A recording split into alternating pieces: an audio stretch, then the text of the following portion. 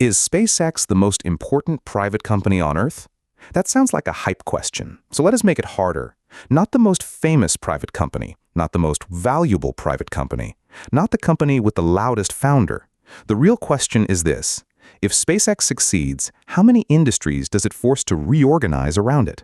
Launch, satellite internet, defense, telecom, Earth observation, lunar infrastructure, Mars logistics, and eventually, maybe, the economics of moving mass through space.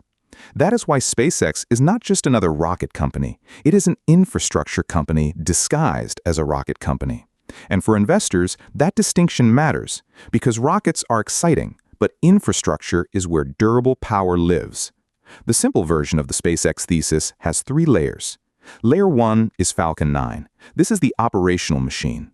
SpaceX describes Falcon 9 as a reusable, 2-stage rocket designed to transport people and payloads into Earth orbit and beyond. More importantly, SpaceX calls Falcon 9 the world's first orbital-class reusable rocket. That phrase is easy to skip over, but it is the foundation of the whole business. In traditional launch economics, a rocket is treated almost like a very expensive, disposable machine. You build it, fuel it, launch it, and most of it is gone. SpaceX attacked that assumption. If you can reuse the most expensive parts of the rocket, launch starts to look less like a custom project and more like a transportation system. That does not make space cheap overnight, but it changes the direction of the cost curve. And once the cost curve changes, new markets become possible. This is why Falcon 9 is more than a vehicle. It is a proof of operating culture. Rapid iteration, vertical integration, hardware reuse, high launch cadence, and constant pressure on cost per mission. The investment lesson is simple. SpaceX did not wait for the market to become large enough. It built the machine that could make the market larger. Layer 2 is Starlink. If Falcon 9 is the launch machine, Starlink is the cash flow engine. Starlink sells high-speed internet from orbit, especially for rural, remote, mobile, and resilience-focused use cases. Its own product positioning is direct: home internet in rural and remote areas, connectivity on the go, and service where traditional coverage can fail. That matters because Starlink is not just another broadband provider. It is vertically linked to the launch system. Most satellite companies have to buy launch. Starlink rides on the launch capability of its parent company. That is a structural advantage. Every Falcon launch can expand the network. Every network expansion can improve service. Every new customer can help fund the next layer of infrastructure. This is the loop investors care about. Launch lowers satellite deployment cost. Satellite deployment expands the network. The network produces recurring revenue. Recurring revenue helps fund more launch capacity. That loop is difficult for competitors to copy because it crosses multiple industries at once. Telecom companies do not usually own orbital launch systems. Rocket companies do not usually own consumer broadband networks. Defense contractors do not usually move at consumer tech iteration speed. SpaceX sits at the intersection. That is why Starlink may be the most important part of the near-term SpaceX story. Starship gets the imagination. Starlink may get the income statement. Layer 3 is Starship. Starship is the long-duration option, the moonshot inside the moonshot. SpaceX describes Starship and Super Heavy as a fully reusable transportation system designed to carry crew and cargo to Earth orbit, the Moon, Mars, and beyond. SpaceX also says Starship is designed to carry more than 100 metric tons to orbit in a fully reusable configuration. If that system works at scale, it could change the unit economics of space again. Not just by making launches reusable, by making very large payloads and frequent missions part of the baseline assumption. That is a different world. Large space telescopes, heavy satellite batches, lunar cargo, orbital refueling, industrial-scale infrastructure, and eventually, if the technology matures enough, Mars logistics. The key is not whether every ambitious claim happens on schedule. The key is that Starship is aimed at a market that does not fully exist yet. This is the same pattern again. SpaceX builds the machine first, then the machine creates the market. That is either visionary or extremely risky. Usually, it is both. This is where investors need to be careful. A company can be strategically important and still be hard to value. SpaceX has multiple businesses inside one private company. Falcon launch services have a different risk profile than Starlink subscriptions. Starlink has a different risk profile than Starship development. NASA contracts have a different risk profile than consumer broadband. Defense demand has a different risk profile than a Mars vision. So the question is not, is SpaceX good? The question is, which part of SpaceX are you actually valuing? The launch business? The satellite internet business? The government and defense business? The future Starship platform? The brand? The engineering culture? The founder premium? Or the possibility that all of these pieces reinforce each other?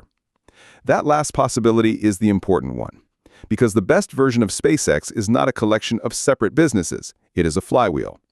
Falcon proves reuse. Starlink creates demand for launch. Launch expands Starlink. Starlink funds ambition. Starship increases capacity. Capacity opens new markets. New markets create more demand for launch. That is the bull case. The bear case is also real. Starship is technically hard. Regulation can slow launch cadence. Capital intensity can stay high. Satellite networks require constant replenishment. Competition will not stand still. Governments may become more cautious about depending on one provider, and private company access can be limited, illiquid, and expensive for ordinary investors. There is also execution risk in being this ambitious. When a company tries to transform launch, telecom, defense, lunar transport, and Mars logistics at the same time, the opportunity is huge, but so is the complexity. That is why the smartest SpaceX analysis should avoid two extremes.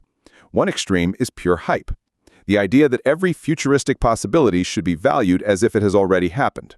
The other extreme is old-world skepticism, the idea that because something is difficult, it cannot become economically important. SpaceX has already shown that difficult does not mean impossible, but investors still need timelines, probabilities, and margins of safety. Now consider the NASA angle. NASA says the human landing system will take astronauts to the lunar surface as part of Artemis. NASA also says it is working with SpaceX to develop Starship HLS to carry astronauts from lunar orbit to the moon's surface and back for Artemis missions. That is strategically important. It means Starship is not only a Mars dream or a private ambition, it is connected to America's return to the moon architecture. For SpaceX, government work can provide validation, funding, and mission discipline, but it can also bring oversight, schedule pressure, and public accountability. Again, this is not simple. The same thing that strengthens the thesis can also raise the stakes. So, is SpaceX the most important private company on Earth? Here is my answer. If we define importance by current profits alone, maybe not. If we define it by consumer reach alone, maybe not. If we define it by short-term investor access, definitely not. But if we define importance by the ability to reshape the cost structure of a frontier industry, SpaceX belongs in the conversation. And if Starlink becomes a durable global connectivity business, while Starship becomes a high-capacity reusable transport system, then SpaceX is not just participating in the space economy, it may be setting the rules for it. That is why the company is so hard to analyze. It combines present execution with future optionality. It combines engineering with media narrative.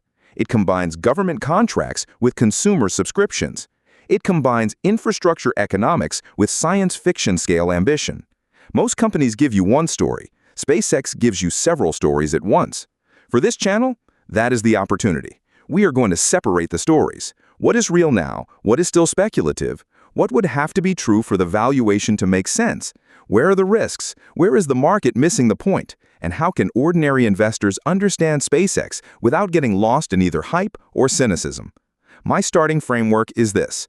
Falcon 9 is proof, Starlink is monetization, Starship is optionality, NASA and defense are validation, and the long-term prize is infrastructure control over the next era of space activity. That does not mean buy anything at any price. It does not mean ignore risk, and it definitely does not mean treat a private company like a guaranteed lottery ticket. It means SpaceX deserves serious analysis, because if reusable launch and orbital broadband keep compounding, the company may become one of the central infrastructure platforms of the 21st century. That is the test. Not whether the story is exciting, whether the machine compounds. If you want the next breakdown, I will go one level deeper into Starlink and ask the question that may matter most for SpaceX investors. Is Starlink the cash machine that funds Mars? This is research and analysis only, not personalized financial advice.